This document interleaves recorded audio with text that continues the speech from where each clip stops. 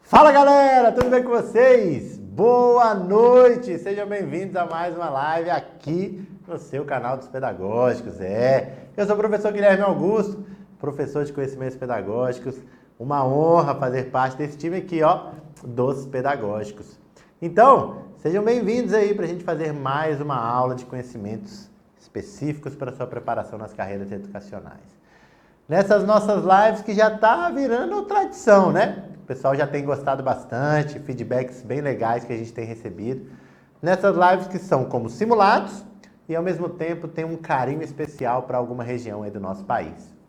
Hoje nós vamos estar falando diretamente para a galera da Paraíba, né? Acho que colocaram essa live por conta desse clima junino que estamos vivendo, né? E o maior São João dizem que é lá da Paraíba. Então, para a galera de João Pessoa especialmente, que tem aí um edital muito em breve deve estar sendo publicado, a gente está hoje, né, trazendo essa live especialmente para você. Então, vai me dizendo aí no chat, você que é aí de João Pessoa, você que é da Paraíba, de algum outro lugar, região, cidade, próximo, pode colocar aí no chat para a gente ver realmente como a audiência dos pedagógicos tem chegado aí cada vez mais longe nesse Brasilzão. Bom demais. Pessoal, hoje, como nós falamos, vamos tratar especialmente para a galera de João Pessoa, mas sempre estendendo o convite a todos vocês que fazem parte da família dos pedagógicos. Por quê? Porque a gente vai tratar de simulado de conhecimentos pedagógicos. Então vamos ter questões aí. E hoje nós vamos fazer de uma banca muito bacana, tá? Muito bacana. Vamos fazer da banca FGV, da Fundação Getúlio Vargas. Por quê? Porque a gente teve o último certame de João Pessoa, os dois últimos, feitos pela banca FGV, tá? Pela banca FGV. Então, é a nossa referência, são ali, né, o que nós vamos tratar no âmbito dos conhecimentos pedagógicos nesse simulado, especialmente para João Pessoa, tá? Tô dando uma olhadinha aqui no que a gente precisa ver junto com vocês, no chat direitinho, e digo para vocês, pessoal, eu não vou fazer a prova para João Pessoa, tudo bem, mas venha e participe dessas aulas de simulado, porque a gente está sempre tratando de conhecimentos pedagógicos que ajudam na sua preparação. E a banca FGV, notoriamente, faz questões muito boas, faz questões boas em vários campos, né, de conhecimento, e na educação não é diferente, tá bom? Então esse é o nosso objetivo, fazer um simulado. Então, se eu não me engano, eu trouxe 13 questões de múltipla escolha, de temas variados, para a gente tratar aí na sua preparação. Então, galerinha de João Pessoa, segura aí o forró aí da festa junina, segura. Tem hoje festa junina aí? Sempre tem, né? Sempre tem. Se tiver hoje, segura aí um pouquinho e participa aqui com a gente. Aí depois você vai festar, né? Quem for estudar, vai estudar e tá tudo certo. Tá joia? Então, conto com a participação de vocês, já vai deixando o seu like aí, já vai, né, convidando mais pessoas para participar aqui junto conosco. E quero que vocês interajam aí no chat, pode ir colocando aí as respostas, tá? Das nossas questões, para que a gente possa construir essa live bastante interativa. Tranquilo? Bom demais? Então, joga aí na tela aí, Joscleide, pra gente, simulado de João Pessoa. Eu sou o professor Guilherme Augusto e nós vamos juntos aí ao longo desta próxima hora para a gente poder realmente construir conhecimento. Este é o nosso objetivo, né? Esse é o nosso objetivo. Então vamos direto para a questão de número 1. Opa, cadê? Pronto, tá aqui. Questão de número 1 vai falar assim para nós. Antes de falar, né, vamos trazer algumas informações antes de começar as questões sobre esse concurso, né? Sobre esse concurso. O lançamento aí do concurso, né, de João Pessoa aí na Paraíba, ele já está autorizado, tá? A prefeitura aí já instituiu a comissão organizadora e muito em breve esse edital deve ser publicado. O que nós temos de informação? Já está autorizado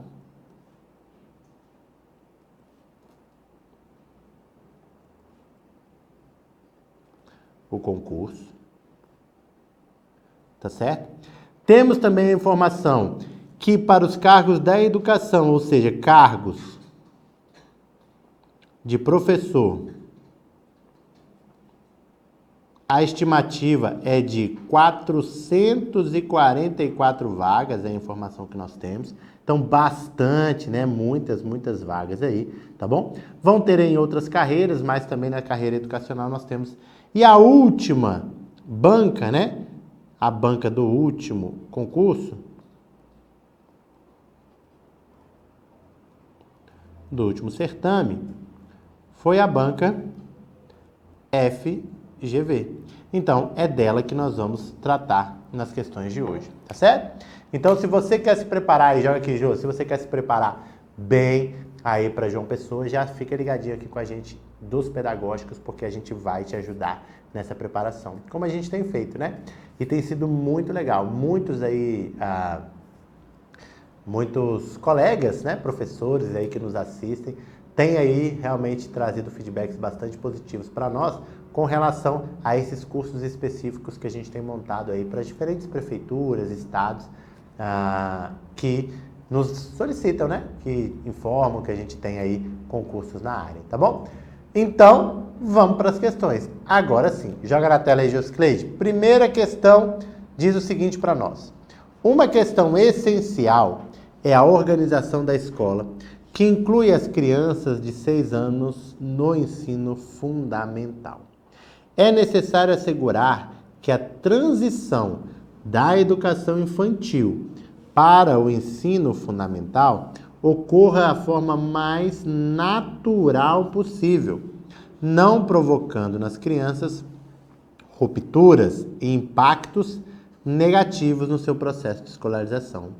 As alternativas a seguir apresentam ações que facilitam a transição da educação infantil para o ensino fundamental, exceto uma. Vamos assinalar qual é esta alternativa incorreta, tá bom? Então, ações que facilitam a transição da educação infantil para o ensino fundamental. Vejam, a ruptura e a negação do contexto socioafetivo e de aprendizagem anterior garantem à criança que ingressa no ensino fundamental um ambiente acolhedor para enfrentar os desafios da nova etapa. Gente, quando você faz uma ruptura e uma negação do contexto socioafetivo de aprendizagem, isso garante um ambiente acolhedor para a próxima etapa? Erradíssimo. Aqui já deve ser o nosso gabarito. Vejam, pessoal, o que a gente quer aí, o que os documentos, né, oficiais nos mostram, o que a própria literatura nos mostra. Essa transição da educação infantil para o ensino fundamental deve ser uma transição contínua de aprendizagens, evitando rupturas no processo de ensino-aprendizagem.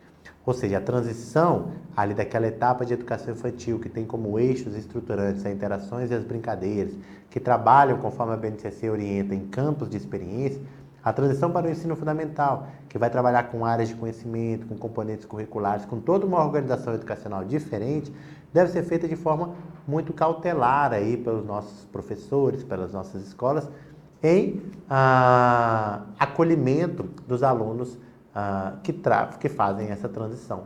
Então, quando ele diz o seguinte, que a gente deve negar, que a gente deve romper com as referências socioafetivas, de jeito nenhum, né? Isso não vai trazer qualidade nessa transição.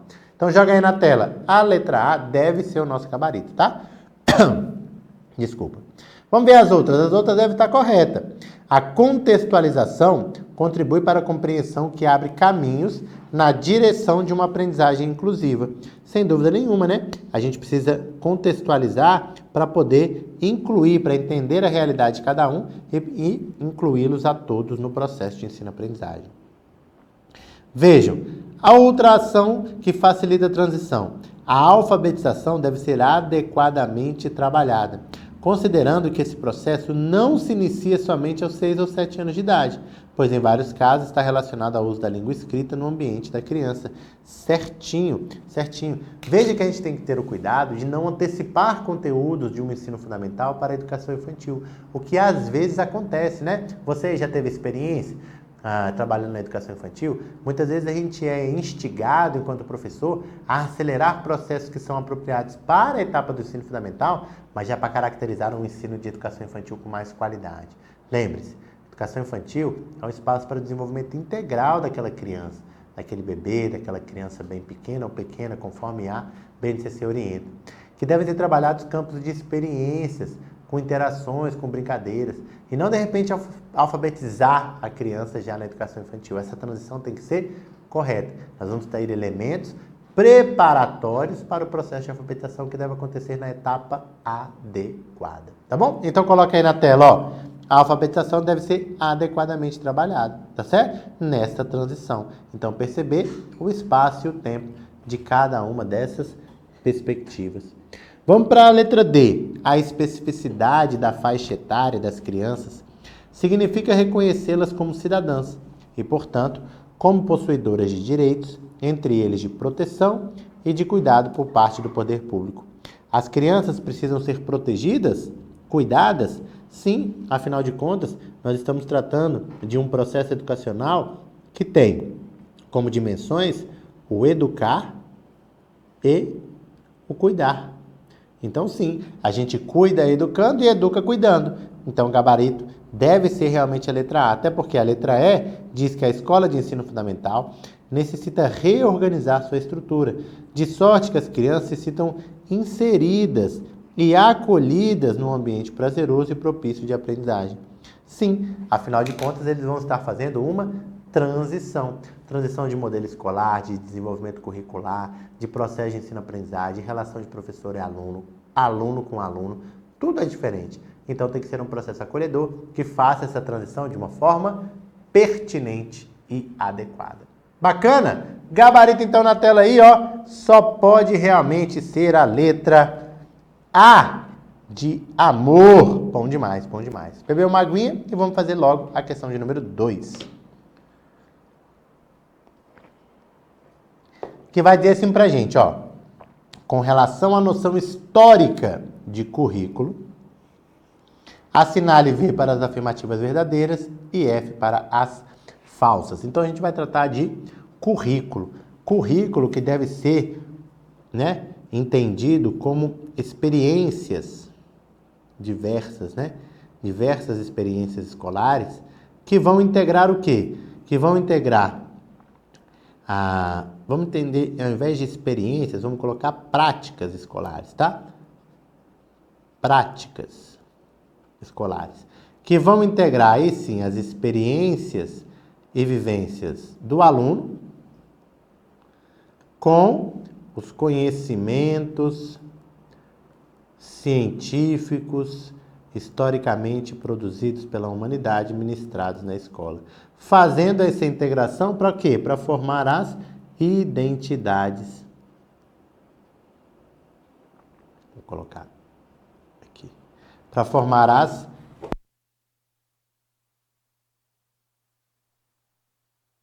dos educandos, tá certo? Então, a gente tem de entender que essa é uma perspectiva de currículo. Essa é uma perspectiva de currículo. E aí, ele quer, a partir desse entendimento, vamos entender essas afirmativas aqui e julgá-las. Olha só, o currículo permite o controle do processo pedagógico? Certíssimo. Existe um autor que você deve conhecer, Tomás Tadeu da Silva. Ele diz que o currículo é um instrumento de saber, poder e identidade. Então, é sim um instrumento que permite o controle do processo pedagógico. Afinal de contas, joga aqui na tela, você tem que entender o seguinte, ó, que aquilo que você seleciona para estar dentro de um currículo, aquilo te permite controlar o processo de ensino-aprendizagem, tá certo? Aquilo que você tira do currículo é algo que você tem uma intencionalidade. Por que você está colocando isso no currículo, tirando aquilo do currículo? Tem uma intencionalidade de controle do processo, certinho. Olha aí a próxima, coloca na tela. O currículo ordena, sequencia e dosa os conteúdos de ensino? Sem dúvida nenhuma, ele faz esse processo, né? Ele vai ordenar, ele vai sequenciar, Olha, eu tenho que aprender isso, depois numa perspectiva cumulativa sequencial aquilo, e depois seguir para um próximo, dosando conteúdos, ordenando, organizando. Organização. Tá certo?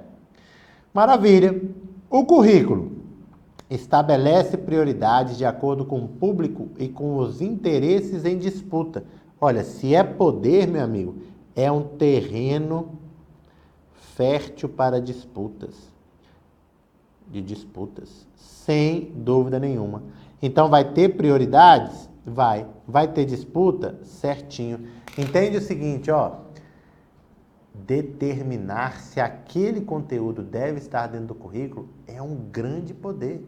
E esse poder deve ser disputado pelas diferentes ordens sociais. Ó, eu acho que isso tem que ser trabalhado. Não, isso não deve ser trabalhado. Então, é um território de intensas disputas. E, claro, vai ser definido prioridades. O que vai e o que não vai entrar dentro de um currículo. Com uma intencionalidade. Então, joga aí na tela, ó. Essas prioridades revelam para nós a ideia de que o currículo ele é intencional. Intencional. Maravilha. Gabarito só pode ser a letra E, porque todas as afirmativas, elas são aí o quê? Elas são corretíssimas, tá bom? Todas são corretíssimas.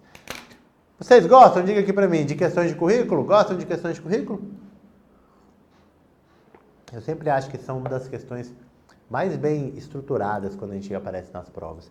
Eu gostei dessa daqui da FGV, né? Porque fala de elementos que estão na literatura e que mostram pra gente que o currículo ele controla, ele regula, ele é um instrumento de identidade, ele é ali um instrumento de disputa de poder. Então são elementos que fazem parte deste entendimento do que é currículo. Bom demais, bom demais. 2 questões já foram, tem muitas pela frente. Bora seguir então, coloca na tela. Bora para a questão de número 3. Ah, não pode faltar uma questãozinha sempre de LDB.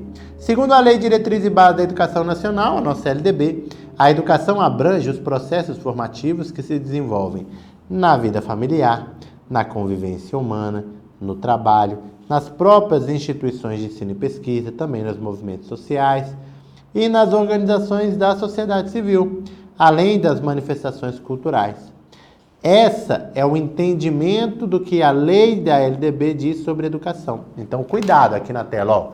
Educação não é apenas aquilo que se faz dentro da escola.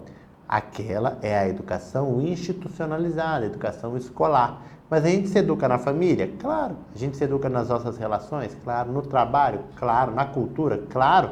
A gente está sempre se educando. E a educação escolar é essa educação institucionalizada. Agora, olha aí, seguindo no item, ó. A educação é concebida como um dever de quem? Você sabe, né, pessoal? É um dever da família, do Estado, e é inspirado nos princípios de liberdade e nos ideais de solidariedade humana. Então, olha aqui o gabarito, ó. Vai ser o quê? A letra D. É um direito, um dever exclusivo do Estado? Não. É só da família? Não.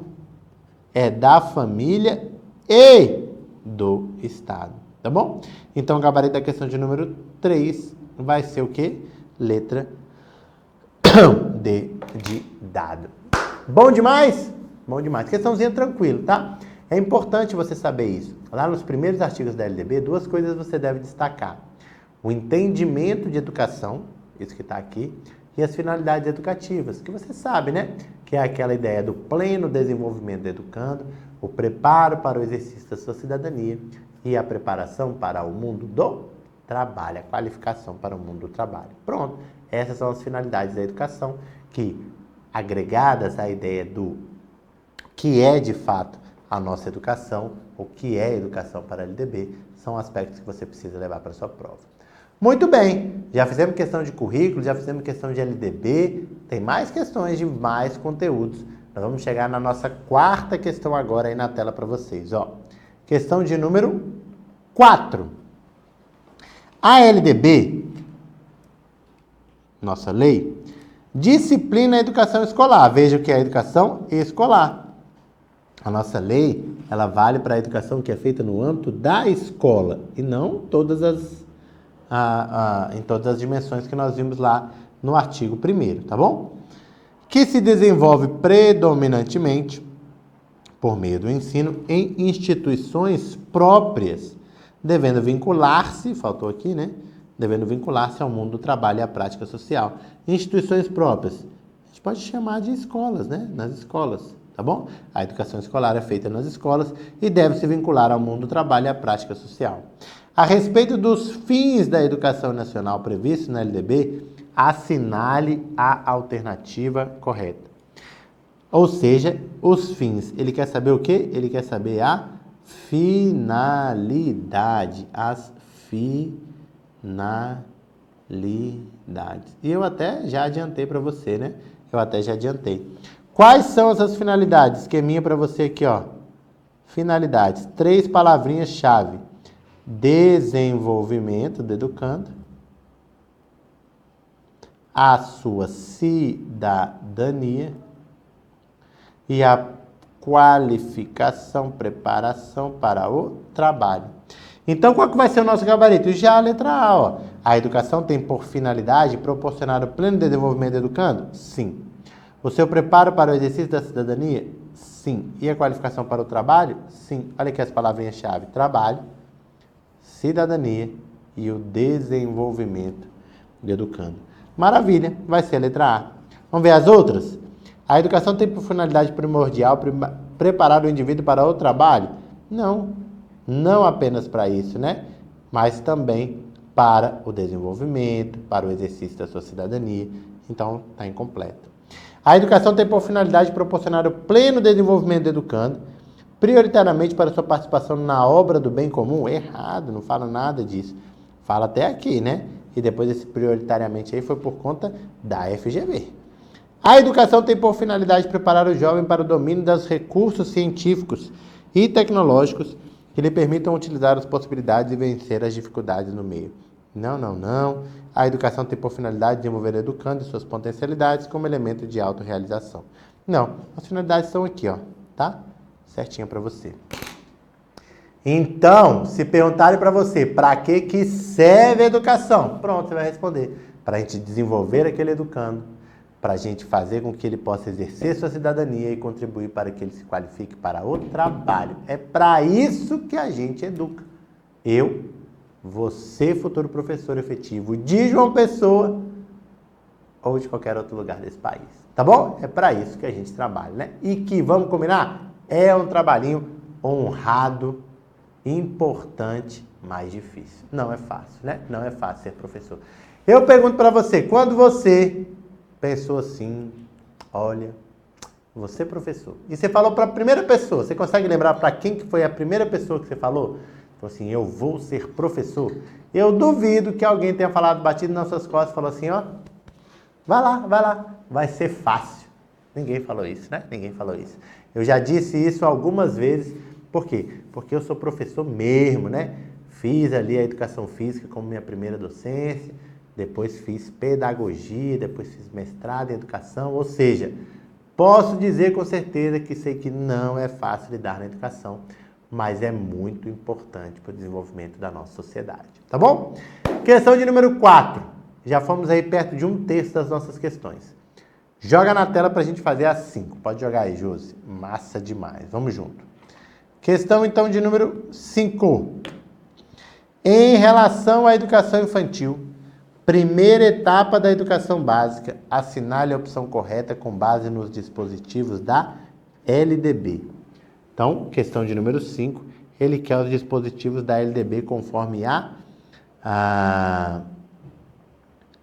de acordo com a educação infantil. Bora para a letra A. A educação infantil tem como finalidade o desenvolvimento integral da criança. De até 8 anos de idade, armaria, né? Armaria, não. A finalidade de desenvolvimento integral da criança na educação infantil, a criança de até quantos anos? Até 5 anos, né? 5 anos. Porque você tem que lembrar que a educação infantil, o ensino fundamental e o ensino médio têm idades próprias. Aqui vai do 0 ao 5. dos 6 aos 14 e dos 15 aos 17. Pode ser sincero com vocês? Joga aqui, ó. Geralmente tem questões que envolvem essa perspectiva da idade. Você vê, até a FGV está trazendo dentro de uma questão um item, né, uma assertiva, que está ali errada, porque ele correspondeu equivocadamente à etapa com a idade. Então, não façam isso, não deixem de estudar. É uma parte fácil da LDB, assim como carga horária. Então, carga horária e idades, e o entendimento de níveis, etapas e modalidades, é sempre muito importante saber, porque resolve os problemas, as questões desses próprios conteúdos e ainda resolve questões de outros conteúdos a partir desses entendimentos, tá bom? Então, bora para a letra B, joga aí na tela. A letra B diz assim, ó, tem caráter obrigatório e gratuito na escola pública. Vejam, olha o cuidado, ele está falando de educação infantil. Ela deve ser gratuita nas escolas públicas? Sim. Obrigatória? Apenas uma parte dela. Olha aqui, ó, educação infantil é uma etapa que tem duas fases, a creche e a pré-escola. E eu vou dizer para você, somente a pré-escola é obrigatória, a creche é? Não. Então, não posso dizer que a educação infantil tem um caráter obrigatório, porque a pré-escola é obrigatória, mas a creche não ou é, tá bom? Então, letra A e letra B já não são as nossas respostas corretas. A letra C diz assim, ó, a avaliação se faz mediante a aplicação de testes com o objetivo de promover o acesso da criança ao ensino fundamental. Tá certo ou tá errado? A gente faz a avaliação para quê? Para promover, ou seja, com fins de promoção? Não, senhor. Na educação infantil, a avaliação não deve ter fins de promoção, nem de seleção, nem de classificação. Então, ó, promoção, seleção, classificação. Não deve ter esses objetivos no que tange a educação infantil. Errado também. Então, a letra D. A avaliação é feita por acompanhamento e por registro de desenvolvimento das crianças. Sem objetivo de promoção? Certinho. Mesmo para o acesso ao ensino fundamental? Agora ele arredondou. Olha aqui, José. Agora ele arredondou. Percebe o seguinte, se cair na sua prova, aí de João Pessoa, for a FGV que estiver fazendo, em qualquer lugar desse país, perguntar para você assim, ó, é obrigatório fazer a avaliação da educação infantil? O que você marca? Certo. Tem que fazer? Claro que tem. Ah, professor, mas vai fazer para quê? Não reprova ninguém na educação infantil. Não precisa da educação infantil para promover para o ensino fundamental. Mas a avaliação, pessoal, ela é redimensionadora da própria prática pedagógica. Então, significa dizer que você estabeleceu os seus objetivos. Se você está desenvolvendo a sua prática pedagógica e avalia que não está atingindo os objetivos, que não está alcançando os propósitos inicialmente estipulados, você vai mudar. Então, você precisa de avaliação para fazer isso, tá bom? Não é só para reprovar, para promover, para classificar, para selecionar. Então, joga aí na tela, o gabarito vai ser, então, a letra D de dado. Letra E. Atende somente crianças de até 3 anos de idade, oferecida exclusivamente em creches. É errado também, né? A educação infantil, olha as idades de novo trabalhando. É só até 3 anos? Não. É até os 5 anos. E é oferecido exclusivamente em creche? Não, em creche e em pré-escolas. Bom demais! Gabarito, então, letra D de dado. Letra D de dado. Bora para a questão de número 6. Questão de número 6.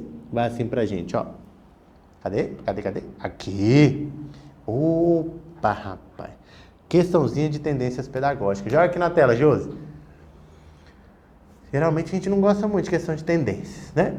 Da FGV, então, o pessoal tem um pouco de medo. Mas vamos ver, dá pra gente resolver.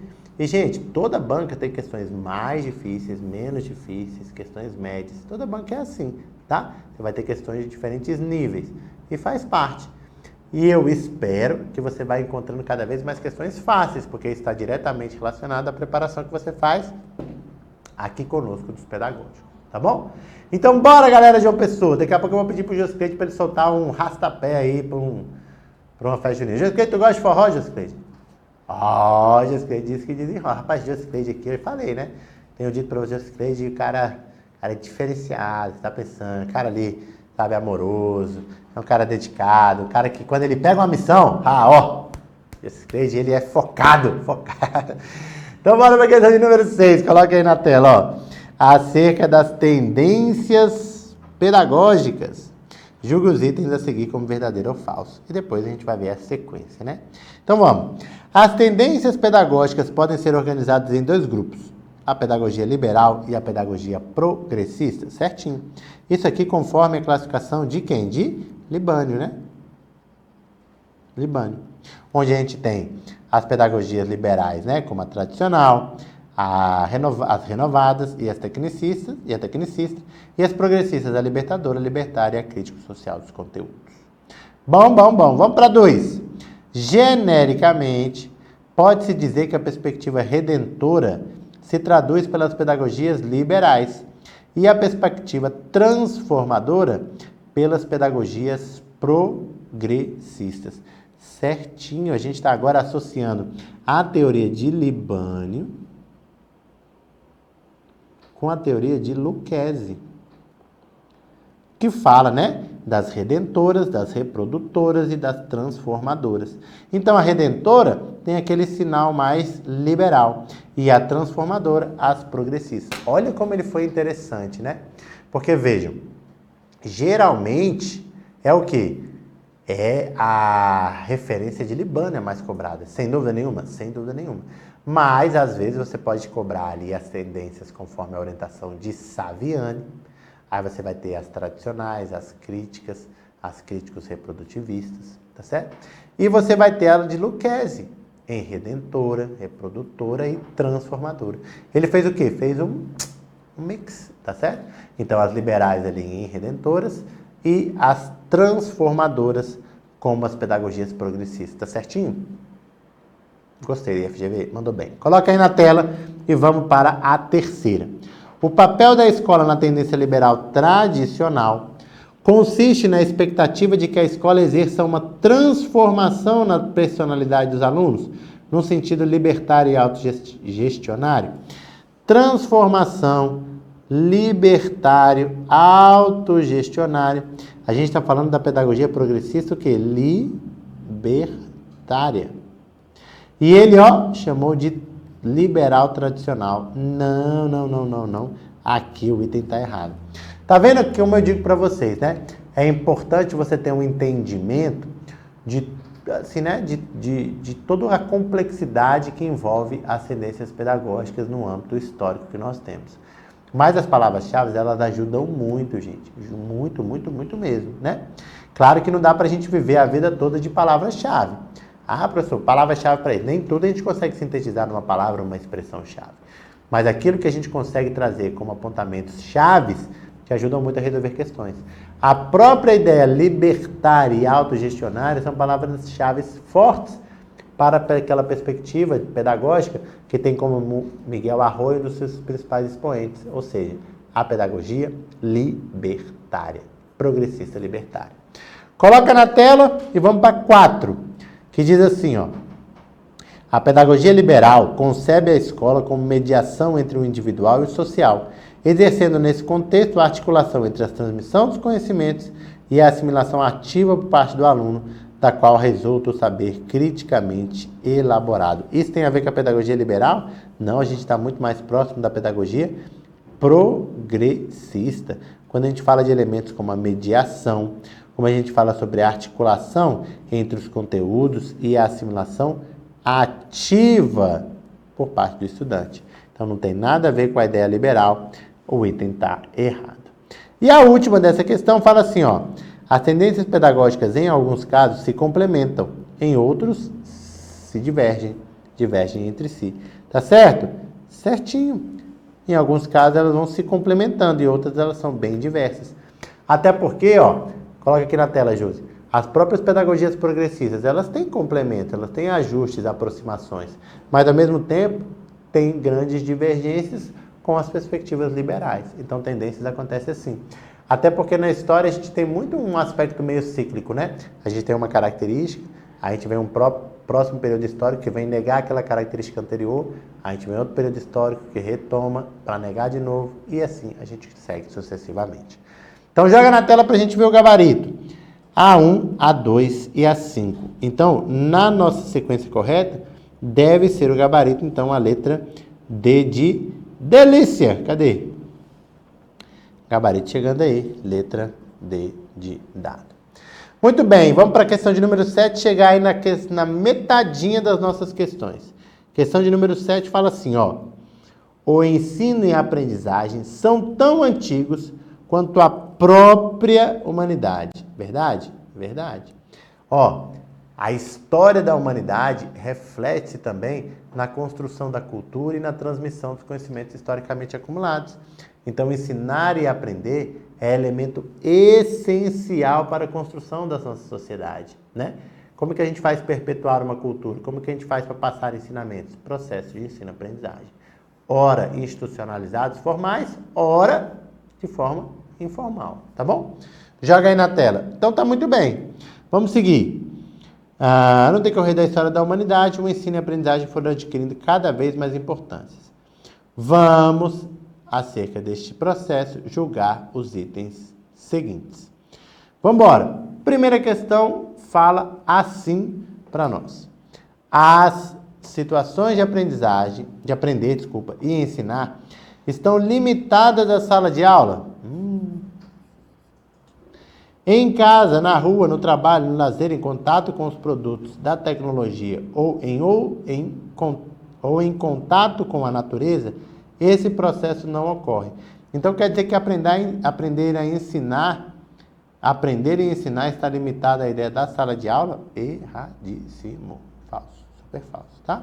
Porque você tem processos de ensino-aprendizagem que ocorrem para fora do mundo dos muros escolares. Bora para 2. A aprendizagem não é meramente aquisição de conhecimentos. Não é, de fato. Conteúdos ou informações. Mas um processo no qual estes elementos adquiridos passam por um processo muito complexo, a fim de se tornarem significativos para toda a vida das pessoas. Aqui o item está certinho. Aqui não tem erro nenhum. Aprender é meramente adquirir conhecimento, conteúdo, informação? Não. Você vai ali tendo um processo, né, de processamento complexo, tá bom? Bora para a questão de número 3. Questão não, minto. Assertivo. Não existe qualquer relação entre motivação e aprendizagem. Isso aqui está de graça, né? Aqui está muito errado, tá? Claro que existe a relação entre motivação e aprendizagem. Um indivíduo mais motivado vai aprender muito mais. Por isso eu digo para você, ó, motive-se a cada dia. Professor, tá difícil me motivar, professor, tá difícil. Muita gente me puxando para trás, que não diz uma palavra de apoio. Eu não tenho tantas pessoas me apoiando, pois então, para você continuar acreditando, diga a você mesmo que você acredita que você é capaz, que você vai passar. Essa é a força que tem que partir de dentro, tá bom? De dentro de você. Tem que realmente entender que você pode e que você vai alcançar. Coloque aí na próxima assertiva. A aprendizagem pode ser descrita como um processo de aquisição e assimilação mais ou menos consciente de novos padrões e novas formas de aprender, de perceber, pensar, ser e agir. Aqui está correto, pessoal? Aqui está redondíssimo, né? Aqui não tem erro nenhum. E a 5, o professor é visto como um mediador dentro da pedagogia crítico-social dos conteúdos? Sim. Que auxilia na aprendizagem do aluno. Essa aprendizagem, por sua vez, depende do próprio aluno e de outros fatores. Tá certo? Claro que sim, né? O professor media o processo, mas esse processo depende do aluno e, claro, de outros fatores. Então, o gabarito da nossa questão vai ser qual? Apenas, né? Apenas aí os itens 1 e 3, né? Então, o gabarito vai ser a nossa letra Ué, então não tem essa alternativa. Calma lá. As são limitadas. Ah, não, lógico, né? A gente colocou aqui, ó, que as situações de aprender e ensinar estão limitadas às salas de aula. Não, né? Como é que eu coloquei esse item verdadeiro? Esse item aqui é falso. Ora, como? De jeito nenhum. Então, o gabarito vai ser, de fato, aqui, ó, 2, 3 e 4. 2, 4 e 5, letra D. Você estava atento. De jeito nenhum, essa questão de número 1, ela tá certa, né? Situações de aprender e ensinar limitadas à sala de aula. Se a gente iniciou lá, se eu não me engano, a nossa primeira questão, né? A gente falou sobre o conceito de educação na LDB, que diz que a educação são processos formativos que ocorrem em vários espaços. Então, não é somente dentro da sala de aula. Tá bom? Muito bem, então, gabarito da questão de número 7 ficou a letra C. Já deixa aí na tela para a gente fazer a questão de número 8, que vai falar assim, ó. Hoje, em todos os setores da atividade humana, fala-se, faltou um hífenzinho aqui, muito em planejamento. Ah, a questãozinha de planejamento sempre é boa. Planejamento sempre cai em prova, né? Se qualquer atividade exige planejamento, a educação não foge a essa exigência. A respeito dessa temática, assinale a opção correta. Vamos lá para as alternativas sobre planejamento. É correto afirmar que planejar e estudar, portanto, que planejar é estudar. É correto afirmar isso? Mais ou menos, né? Portanto, planejar é assumir uma atitude séria e curiosa diante de um problema. Refletir para decidir quais as opções de ação para se alcançar determinados objetivos a partir de certa realidade. Ah, tá certinho, né? Tá certinho. A gente tem de entender isso. Apesar de você entender, pessoal, que possa existir uma certa controvérsia, tá? O gabarito da nossa questão 8 é a letra A. Mas quando ele fala assim, ó, planejar é estudar, ele deu uma forçadinha, FGV, na minha opinião, tá? Na minha opinião, deu uma forçadinha. Mas quando a gente for ver que os outros itens, a gente vai ver que eles não se adequam. Então, realmente, o gabarito vai ser a letra A. Mas toda a sequência do item, toda a sequência daquela alternativa, ela está muito corretinha, está bem certinha. Então, joga aí na tela, ó. A letra A vai sim ser o nosso gabarito, tá? E vamos ver as outras, ó. Na educação, as etapas do planejamento de ensino são elaborar e executar? Não, né, pessoal? A gente elabora, a gente executa e a gente avalia também. Planejamento faz parte da avaliação. É elaborar, executar e avaliar constantemente. Então, o gabarito, errado, porque tem avaliação do planejamento, tá? A educação prevê os seguintes tipos de planejamento, formal e informal. Gente, isso daqui são tipos de avaliação, né?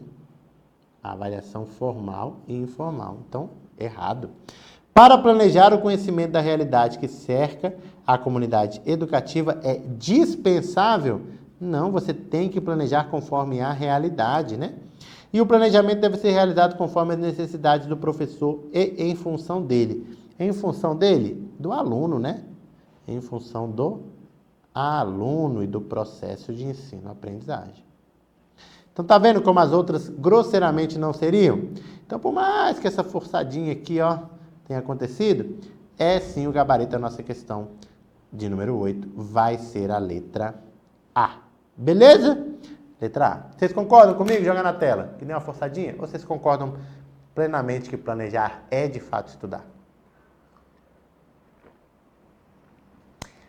Eu acredito que todo estudo correto envolve planejamento, mas nem todo planejamento é estudo, do meu ponto de vista, tá? Sendo bem sincero aqui com você. Mas a FGV trouxe esse item, trouxe essa questão nas provas em João Pessoa e aqui o gabarito é a letra A, tá bom? Então vou aproveitar aqui, pessoal, para realmente comentar novamente com você, né? Que chegou um pouquinho aí mais tarde, a gente está fazendo uma live especial para a galera de João Pessoa, que pode chamar eu e Josicleide para a gente pegar uma praia lá em João Pessoa. Nada mal, Josicleide? Josicleide disse que vai tranquilo. Se você quer conhecer Josicleide, pronto. Você venha, pague aí uma passagem, uma hospedagem para a gente ir aí. A gente faz uma aula aí em João Pessoa e Josicleide desfila de sunga para você ver realmente essa beldade nas praias de João Pessoa. É isso, tá bom? Então, para você que está estudando aí, né, na eminência de um edital aí em João Pessoa, que realmente estamos aguardando. Também estudando aí para as regiões, aí no Nordeste, né, a gente tem muito próximo, a gente tem edital aí já em Pernambuco, em outros Fortaleza vai sair também, já saiu. Então a gente tem muitos editais que são próximos, né? Cidades próximas, às vezes estados próximos. Então, se você também é dessa região aí e quer se preparar bem, se prepara aqui com a gente, né? Se prepara aqui com a gente com os nossos materiais específicos que a gente tem feito com tanto carinho, tanto carinho. Porque eu já expliquei em outras lives para você, né? A gente tem aqui o nosso grande público no Distrito Federal, mas uma das metas em 2022, o Bioscred falou, a gente vai levar a qualidade dos nossos cursos para todo o país.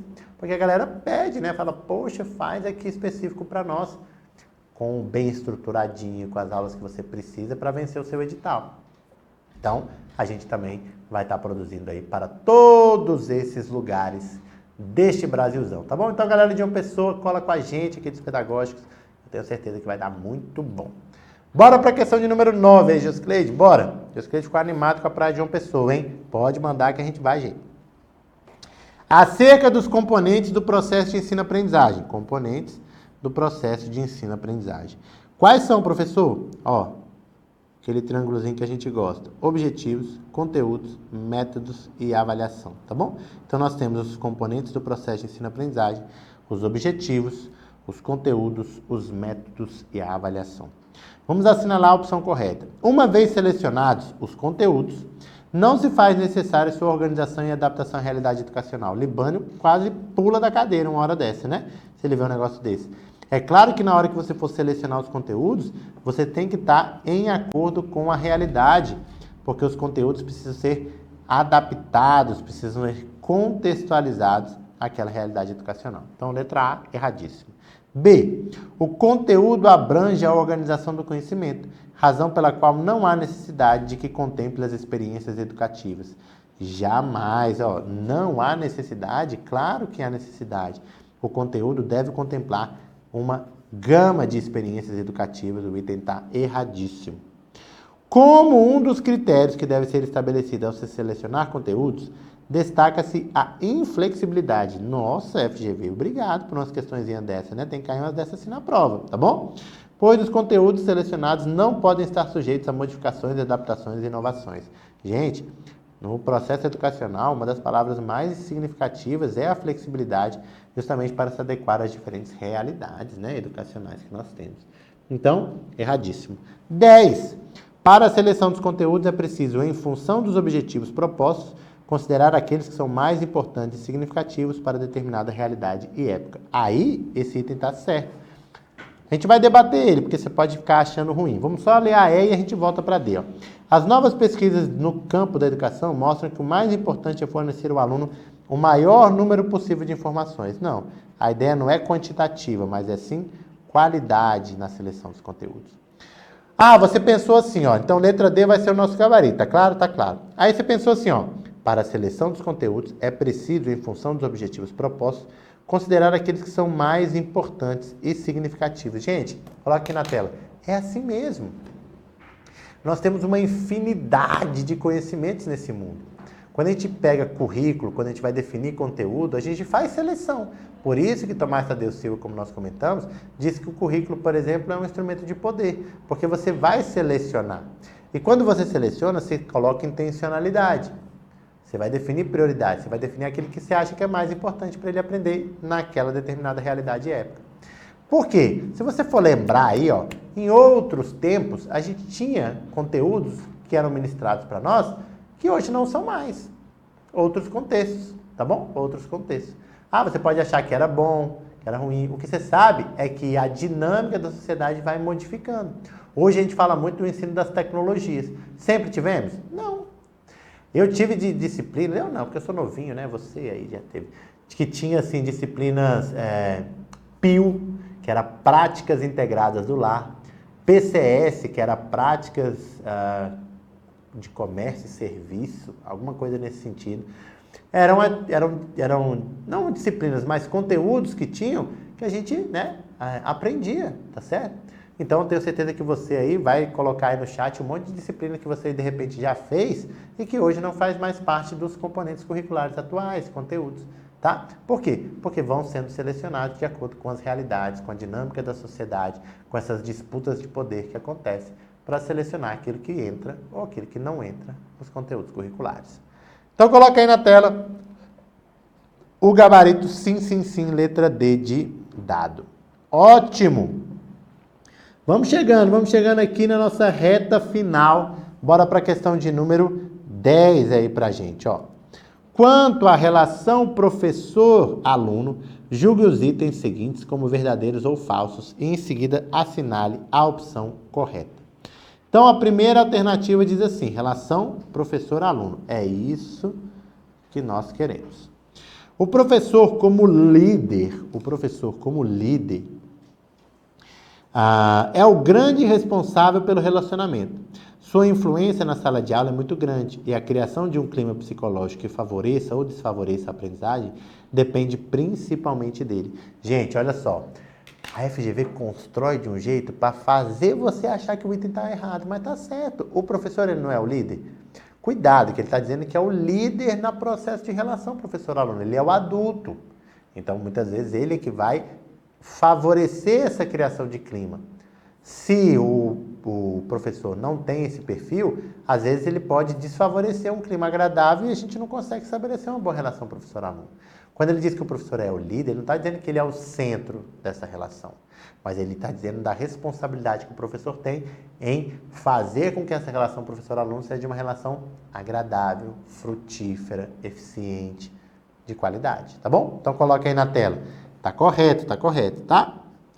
Muito bem. 2. Quando o professor exerce uma liderança democrática, os alunos tendem a ser mais responsáveis e espontâneos no desenvolvimento das suas tarefas. Certinho, né? Certinho. Tendem. Claro que ele não crava, né? Que é garantia, mas ele tende. Por exemplo, o professor, ele exerce uma liderança democrática. Ele tem essa postura de liderança, mas é uma liderança que ele democratiza. Então, os alunos, eles vão ser mais responsáveis, por quê? Porque eles percebem o papel deles neste movimento democrático. E são mais espontâneos no desenvolvimento das suas tarefas, certinho, sem erro nenhum. Olha 3. Ao professor, é mais sensato sugerir em vez de impor aos alunos. É mais sensato sugerir, ao invés de impor. Tá certo? Claro! Dessa forma, o trabalho pedagógico terá um bom desenvolvimento. O professor ele tem que ficar impondo ou é melhor ele sugerir? Sugerir, né? Sugerir. Vejam, dentro de um papel de liderança, joga aqui, Josi, dentro de um papel de liderança, ele vai sugerir. E ele vai organizar, criar climas favoráveis para estabelecer boas relações entre ele e os estudantes, tá bom? Certinho. Joga aí para a gente fazer a 4, ó. O professor de educação infantil deve procurar as causas de determinados comportamentos infantis de maneira objetiva e racional, em vez de reprimir a criança e forçá-la a mudanças para as quais não está preparado. Gente, isso aqui acontece demais, né? Às vezes a gente se depara com comportamentos educacionais ali, no âmbito educacional, de crianças que a gente quer mudar aquele comportamento e às vezes a criança não está preparada. Então tem que pensar, ao invés de reprimir de cara, tem que pensar, entender de forma objetiva, racional, procurar entender o que está acontecendo, para aos poucos você ir conseguindo implementar uma nova relação. Então o item também está certinho. Cabe ao professor fazer com que os alunos trabalhem com ele e não para ele. Lógico, é um processo democrático. A ideia é trabalhar com e não para. Por quê? Porque é um processo, aqui ó, com de diálogo, né? Horizontalidade, um com o outro, professor e aluno. E não uma hierarquia de professor sobre o aluno, né? De jeito nenhum. Então, o gabarito também está correto. Então, a letra D vai trazer o nosso gabarito, com tudo certinho, né? Tudo certinho, sem erro nenhum. Olha aí, ó. Gabarito da questão de número 10, letra D de dado. Diga pra mim, ó. Chegamos na 10ª questão. Faltam 3 pra gente fechar, mas até aí tá dando pra gabaritar a FGV? Galerinha de João Pessoa, da Paraíba, de região próxima. Qual que é a expectativa? A FGV geralmente traz questões de um nível bom, né? Mas muitas vezes a gente tende a achar que as questões são difíceis, mas é porque elas às vezes fogem de um padrão de questão que a gente está mais habituado. A forma como cobra tendências, por exemplo, né? Ela associou 2 teorias, Libano e Lucchesi, coisas que às vezes fogem um pouco, e aí por isso a gente tende a achar, não, difícil. Mas se a gente estiver bem preparado, a gente acerta essas questões sem problema nenhum, tá bom? Então 10 questões, tá 10 de 10 até agora? Faltam 3 para a gente fechar, joga na tela e vamos fazer então as 3. 11. Leia as afirmativas a seguir. Bora ler então. Fala assim, ó. Prepara para o mercado de trabalho e a continuação dos estudos de modo a tornar o educando capaz de se adaptar com flexibilidade às novas condições de ocupação. Então aqui, ó, prepara para o mercado de trabalho. Aprimora o educando como pessoa humana por meio da formação ética, do desenvolvimento da autonomia e do pensamento crítico. Muito bem, muito bem. Consolida e aprofunda os conhecimentos adquiridos em etapas anteriores, possibilitando o prosseguimento de estudos. Então ele está querendo saber, essas afirmativas se referem à finalidade de que tipo de ensino? Gente, se você for lá na LDB e pegar o artigo 35, você vai encontrar essas finalidades. Preparar para o mundo do trabalho, preparar aí no sentido do pensamento crítico, consolidar e aprofundar os conhecimentos adquiridos. Eu só posso estar falando da etapa do quê? Do ensino médio. Bem tranquilo, né? Não faz muito sentido essa preparação para o trabalho tão forte na educação infantil. A ideia, por exemplo, do desenvolvimento do pensamento crítico, né? A gente está muito relacionado ao ensino médio, tá bom? Então, ó, gabarito, letra A. Bora para 12. 12 vai falar assim, ó. Com base nos argumentos que fundamentaram as leis 10.639 de 2003 e a 11.645 de 2008, que tornaram obrigatória a inclusão da história e da cultura afro-brasileira e indígena no currículo oficial da rede de ensino, analise as afirmativas a seguir. 3 pra gente. Essas leis, esses argumentos, pretendem inverter a narrativa eurocêntrica, pois a cultura brasileira é indígena e africana? Cuidado, ó. A ideia é colocar nos currículos o trabalho com a cultura afro-brasileira e indígena, porque elas eram muito pormenorizadas, né? No âmbito ali dos currículos que nós desenvolvemos na nossa educação. Mas a ideia é inverter, é tipo assim, deixar de falar da cultura eurocêntrica para falar só sobre da cultura indígena e africana. Não, a cultura eurocêntrica, a cultura europeia, ela faz parte também da nossa cultura. Nós temos ali a cultura europeia vindo dos nossos colonizadores portugueses, a cultura africana, principalmente dos povos negros escravizados, né? Não eram escravos, eles foram escravizados, e dos indígenas habitantes primeiros aqui dos nossos territórios. Então é uma mescla dessas culturas. Então não é para deixar de falar da cultura europeia, mas é para alçar a cultura africana e a cultura indígena também no mesmo patamar. Então coloca aqui na tela. Então é inverter? Não, falso, tá? 2. Constatam que a historiografia sobre o passado brasileiro havia secundarizado a importância da cultura indígena, certinho. Ou seja, deixado de lado, né? Em segundo plano. Aí tem que trazer à tona e falar sobre essa cultura. Valorizam o estudo do passado dos africanos como um aspecto fundamental para a compreensão da história brasileira. Certinho. Então, ó, é valorizar a cultura tanto afro-brasileira quanto indígena.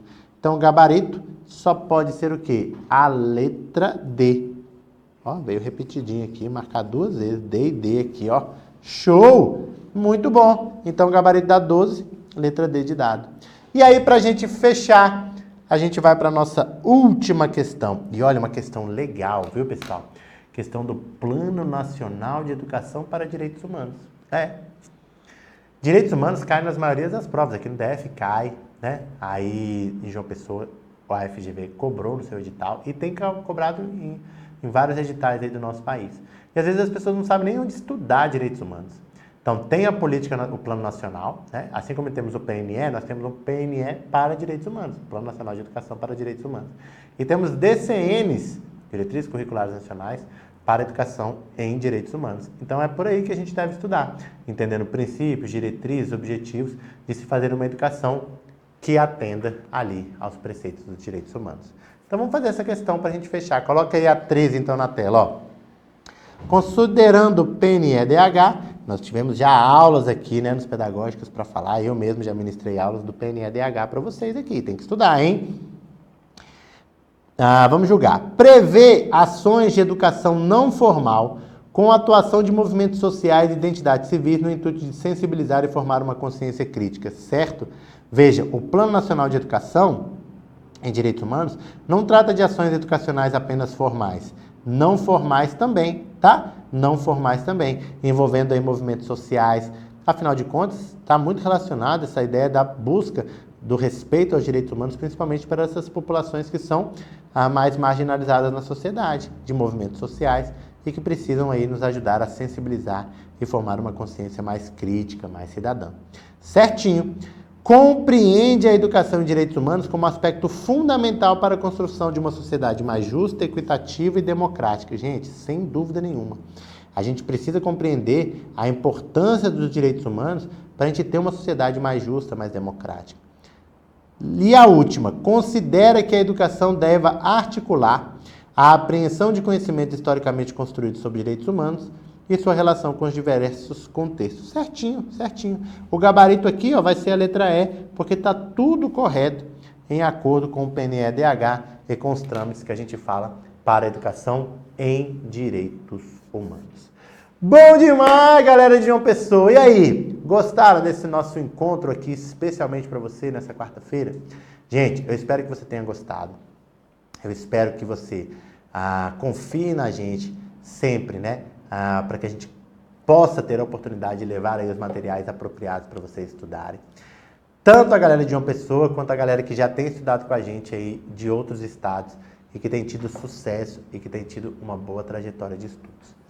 Eu espero que vocês tenham aprendido um pouco mais sobre esses diferentes conteúdos. Olha, nós somos de tendências a currículo ao PNEDH, trabalhamos muitas coisas com questões da FGV, que foi a banca que fez o último certame de João Pessoa. Será que é ela que vai fazer agora? Não sabemos, mas é a referência que nós temos. E para você que não é de João Pessoa nem próximo, mas que esteve aqui junto comigo, espero ter ajudado você em mais um simulado de conhecimentos pedagógicos para que você possa aí realmente aprimorar a sua preparação. Eu vou ficando por aqui, na certeza de que a gente se encontra em outras oportunidades aqui no canal dos Pedagógicos. Um abraço para todos vocês. Tchau, tchau.